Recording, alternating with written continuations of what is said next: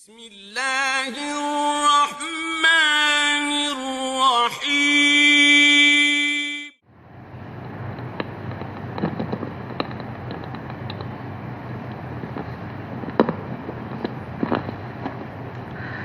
الحمد للہ رب العالمین والصلاة والسلام علی رسولہ الکریم اما بعد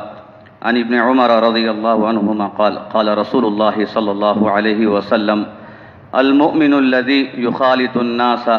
ويصبر على آذاهم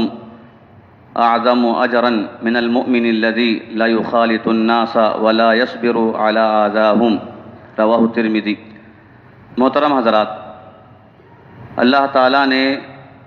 لوگوں کے درمیان جو خاندان، قبیلے، دوستی اور معاشرت کو بنایا ہے، اس کا اصل مقصد یہ ہے کہ لوگ آپس میں ایک دوسرے سے ملیں، ایک دوسرے کے حال چال کو معلوم کریں، ایک دوسرے کے کام آئیں، غم کو بانٹ لیں، خوشی میں شریک ہوں۔ اسی لیے رب العالمین نے لوگوں کے درمیان خاندان، قبیلے بنائے ہیں ایک دوسرے کی پہچان کے لیے۔ اور جو آدمی دوسروں کے پاس جاتا ہے، ان سے ہم کلام ہوتا ہے، ان کے حالات میں اپنے آپ کو شریک کرتا ہے، یہ ایسا انسان بڑا ہی باسعادت اور باعزت انسان ہے شریعت کی نگاہ میں۔ اور اگر کوئی لوگوں سے ملتا ہے، اگر ان کی جانب سے تکلیف پہنچے تو اس پر صبر بھی کرتا ہے، لیکن پھر بھی ان کے درمیان جاتا ہے، ان کے درمیان رہتا ہے، ملاقاتیں کرتا ہے، تو کہا گیا کہ اللہ کے نزدیک ایسے مومن کے لیے بڑا اجر ہے جو ایمان کے بعد لوگوں کے کام آئے، لوگوں کے ضرورتیں پوری کرے۔ ابن عمر رضی اللہ عنہما حدیث کے راوی ہیں کہ اللہ کے رسول صلی اللہ علیہ وسلم نے فرمایا المؤمن الذی یخالط الناس ویصبر علی آذاہم اعظم اجرا، وہ مومن جو لوگوں کے درمیان رہتا ہے، لوگوں سے ملتا ہے، ملاقاتیں کرتا ہے، اگر ان کی جانب سے تکلیف پہنچے تو اس پر صبر بھی کرتا ہے تو بڑے اجر والا ہے۔ من المؤمن الذی لا یخالط الناس ولا یصبر علی آذاہم، اس مومن کے مقابلے میں جو تنہا زندگی گزارتا ہے، بس میں اپنی زندگی اگر لوگوں کے پاس جاؤں گا تو تکلیف ہوگی، میری عزت کم ہو جائے گی، میرا مرتبہ کم ہو جائے گا، کیا بار بار لوگوں کے پاس جانا، خاندان قبیلے والوں کے پاس جانا۔ ایسا مومن جو اس طرح کا تصور رکھتا ہے، ملاقات نہیں کرتا، اگر تکلیف پہنچتی ہے لوگوں کی جانب سے اس پر صبر بھی نہیں کرتا، تو اس مومن کے مقابلے میں اس مومن کا مقام و مرتبہ بڑا ہی عظیم ہے۔ اگر انبیاء کے سنتوں کو دیکھیں، انبیاء کے کاموں کو دیکھیں تو قرآن مجید میں اللہ تعالیٰ نے تمام نبیوں کے بارے میں کہا کہ انبیاء اپنی قوم کے درمیان رہتے تھے، ان کا اٹھنا بیٹھنا، رات دن گزارنا یہ قوم کے درمیان ہی ہمیشہ رہتے تھے، اور قوم سے جب تکلیف پہنچتی تو انبیاء صبر کرتے، اور اللہ تعالیٰ نے نبیوں کو اسی بات کا حکم دیا۔ اللہ کے رسول صلی اللہ علیہ وسلم سے کہا گیا وَاصْبِرْ كَمَا صَبَرَ أُولُو الْعَزْمِ مِنَ الرُّسُلِ، کہ آپ ویسے ہی صبر کیجئے جیسے کہ اولو العزم پیغمبروں نے صبر کیا تھا، لوگوں کے درمیان رہنے کے بعد جو تکلیفیں پہنچی تو اس پر صبر کیا تھا۔ اور قرآن مجید میں دیکھیے کہ ہمیں اسی بات کا بھی حکم دیا گیا کہ کوئی لوگوں کے درمیان رہتا ہے، اچھائی کا حکم دیتا ہے، برائی سے روکتا ہے،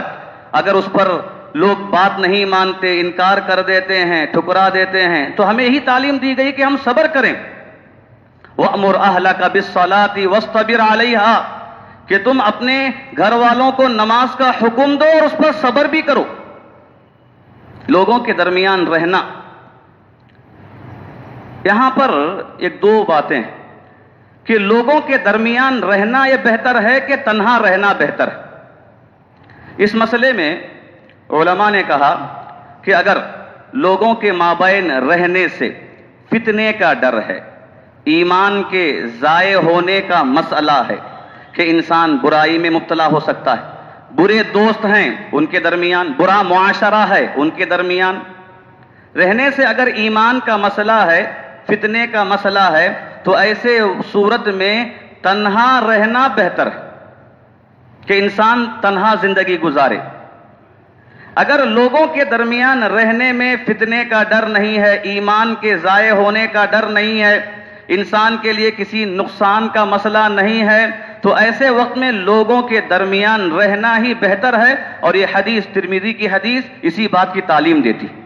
کہ مومن کو چاہیے کہ لوگوں کے درمیان رہے۔ رب العالمین نے قرآن مجید میں جگہ بجگہ اس بات کی تعلیم دی ہے۔ اللہ تعالیٰ نے فرمایا یا ایھا الذین آمنوا اتقوا اللہ وکونوا مع الصادقین، اے ایمان والو اللہ کا تقوی اختیار کرو اور سچوں کے ساتھ رہو۔ ایسا نہ کہ تم تنہا رہو بلکہ سچے لوگوں کے ساتھ رہو۔ اور احادیث میں آپ نے اچھے دوستوں کو انتخاب کرنے کی تعلیم دی کہ اچھے دوستوں کے ساتھ رہے، اور اس کی مثال دی کہ عطر بیچنے والے کی طرح ہے کہ اچھے دوستوں کے ساتھ رہنے سے انسان اچھائی کو حاصل کرتا ہے، اور برے دوستوں سے روکنے کی تعلیم آپ نے دی۔ الغرض ایک مسلمان کو چاہیے کہ وہ رشتہ داروں کے درمیان جاتے رہے، دوستوں کے درمیان جاتے رہے، ملاقاتیں کرتے رہے۔ اللہ کے رسول صلی اللہ علیہ وسلم کا یہ معمول تھا کہ آپ صحابہ کے گھر جایا کرتے تھے، صحابہ کے حالات کو معلوم کیا کرتے تھے، بلکہ یہاں تک نہیں، اگر کوئی مسئلہ ہوتا وہاں پر ہنسی مذاق کی بھی کوئی ضرورت پیش آتی تو ان کے درمیان جا کر ہنسی مذاق بھی کیا کرتے تھے۔ انس رضی اللہ تعالیٰ عنہ نے کہا کہ جب میرا بھائی ایک چھوٹی چڑیا مرنے سے غمزدہ تھے، میرا بھائی غمزدہ تھا، تو آپ آئے اور آ کر کہا یا ابا عمیر ما فعل النغیر، مذاق میں کہا کہ اے ابو عمیر تمہاری ایک چڑیا کا کیا حال ہوا،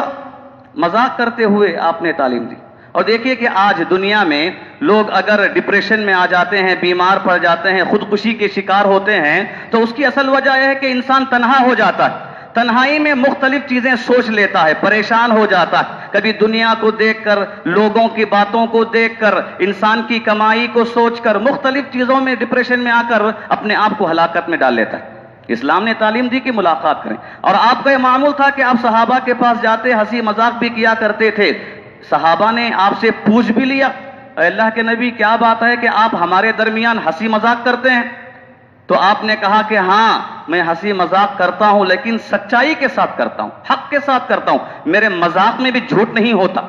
لیکن آپ کا یہ مذاق کرنا، دل لگی کی باتیں کرنا، معاشرے کو مضبوط کرنا ہے کہ خاندان قبیلے لوگوں کے درمیان جانا آپ کی یہ سنت ہے، آپ کی تعلیم ہے۔ الغرض انسان کو چاہیے کہ وہ دوستوں کے درمیان، لوگوں کے درمیان رہے، خود بھی درست رہے اور دوسروں کو درست کرے، اور لوگوں کے حالات کو معلوم کرے، اپنی طاقت کے مطابق ان کی مدد اور ان کی ضرورت پوری کرے، اگر نہیں کر سکتا تو کم سے کم ان کے حق میں دعا کرے۔ اللہ تعالیٰ سے دعا ہے کہ اللہ تعالیٰ ہم تمام کو خاندان، قبیلے، معاشرے کے بارے میں فکر کرنے کی توفیق عطا فرمائے۔ رب العالمین دوسروں کے غم کو اپنا غم اور دوسروں کی خوشی کو اپنی خوشی سمجھنے کی توفیق عطا فرمائے۔ آمین۔ وآخر دعوانا الحمدللہ رب العالمین۔